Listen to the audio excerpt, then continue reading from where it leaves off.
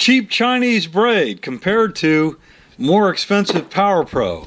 You can get 100 meters of the cheap Chinese braid for the grand total of $375 plus shipping. But is it any good? That's what we're going to find out this week on Kayak Hacks. Welcome back. If you're new to the channel, we cover kayak modifications, spin, and fly fishing. So poke that subscribe button so you don't miss anything. Now, let's get on with it. By way of background, let's talk about what happens in a manufacturing facility. We all know a lot of stuff these days is made over there in China. And so the question is this stuff made in the same place as the Power Pro? Now, my perspective on this is colored by the fact that I have a good friend who used to manufacture high quality fly fishing reels in China. And the machine he used was the same one that name brand fishing reel manufacturers were also using. So the only difference between his reel and the more expensive name brand was the design of the reel, how it looked. Everything else was the same. The components, the aluminum, the machining, all the same. So the question for us is this braid made on the same machine that makes Power Pro and some of these more expensive brands? I mean, this stuff costs about 20 bucks for 100 yards. This stuff only costs, what I say, 3 or 4. So let's give it a test and see how it holds up. So we can't test the abrasion resistance because that's really kind of subjective. And I'm not set up in a big lab where I could abrade each type of line the same amount and then measure the strength. But what we can do is we can measure the overall braking strength. Is this stuff really 20 pounds? Because everything else about it looks identical to the more expensive brand. So what I've done is I've tied a chunk of this around 2 10-pound weights, and what I'm going to do is I'm going to lift up on them and see if it breaks.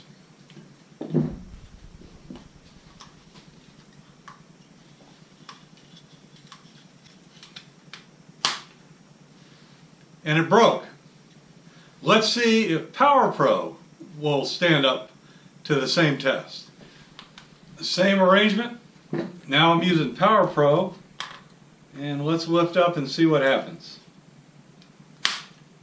It broke as well. So I need to change how I'm doing the test. I want to eliminate any variability based on the knot. I don't want the knot to break and the line not to. So what I've done is I've tied a short piece of braid with a surgeon's loop in both ends, and I'll stick this on one of these 50-pound speed clips and use that to hold the weight. Here's how I have everything rigged up. I've got my surgeon's loops going into this 50-pound speed clip, another loop on the top going into yet another clip, and that's the clip I will attach to whatever I'm going to use to pull up. That way we know that we're independent of the knots, and if the knots break, we know it's not a line problem, but it's a knot or a clip problem. So let's see how it works out.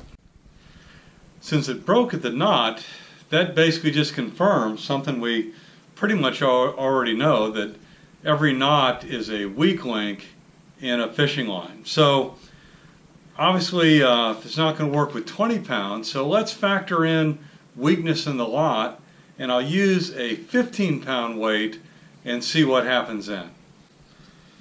Okay, we're set up using the Power Pro, but this time with 15 pounds to account for the knot having a weaker breaking point than the braid itself.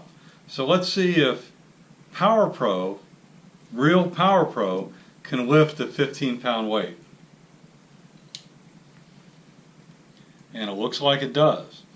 So now the question is, how many fish do you normally run into that have a greater pull than 15 pounds?